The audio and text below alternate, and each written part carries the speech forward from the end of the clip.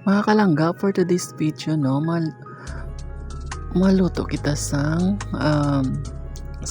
sweet and spicy butterfly chicken. So, limpyuhan danay natin ang manok.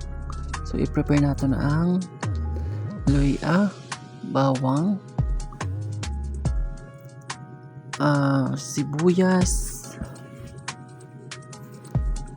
siling haba. So, putol-putol ko na ini. Hindi ni madula ang oyster sauce kag mga paminta. So, pare aton mga ingredients sa sining nga luto naton. So, i-marinate naton ang chicken. Giniwa ko ni sa tunga like a butterfly. So, kusian ko gali sang sang kalamansi. Tapos gimbutangan sang toyo. So, ato ni siya himas-himason para magbatsyag man. Charot lang, no? So, i-marinate natin siya. So, kung gusto nyo magnami sabor, i-marinate niyo sang pila ka oras, no? So, mas okay gid kung one night.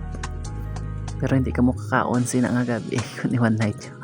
So, ara na, no? Gin-marinate natin siya sa pila lang ka minuto.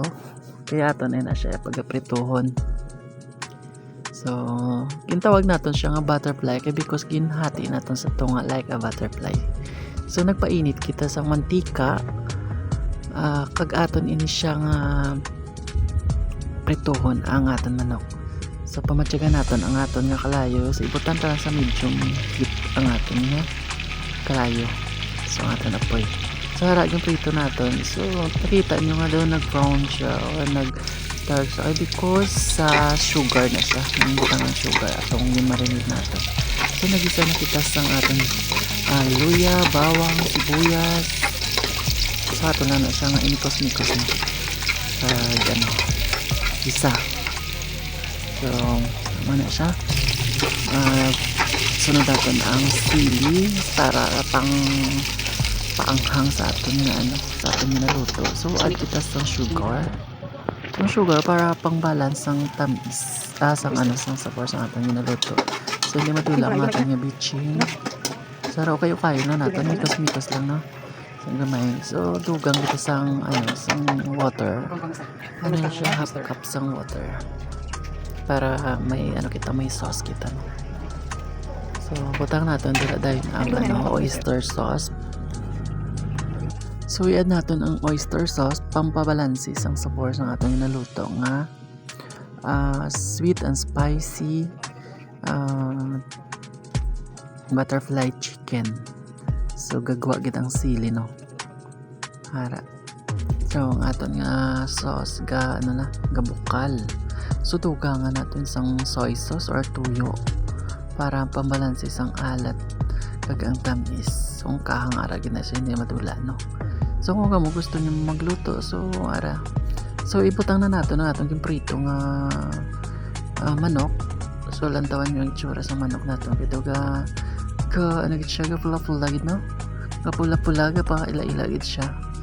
So, natin na siya na natin siya butang sa iyang sauce para absorb sang sa sabaw. Ang sabor pala sa aton sauce ma-absorb sang chicken, no? Sara, kita niya nagbukal-bukal siya sa so ato na siya tilawan kung anong yung sabor. So, kung kulang siya sa tamis, dugangan natin sugar. So, na siya yung itsura, no? So, namit niya yung itsura. Kaya nagit siya kita yung iyang itsura lapot. So, gusto ko siya ito. So, mula siya ito na pagluto lantawan nyo lang. So, na aton nga tagin patyanta na sang kalayo kay medyo na ang aton sticky na ang aton nga sauce. So, ari ang aton nga finished product. Ginaanhan lang sang iyang nga sauce. Kanamit sang sauce katamis nga makakang, no? So, i-prepare nato na ang ating finished product. So ginapatuluan pa siyang iyang sauce Mario Joseph no.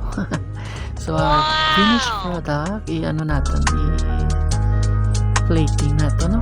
So aran siya. So umpisa kita sa ano sa aton parang atong rice. Yes, may aragali kita nga ano maraton nga plating para kita sang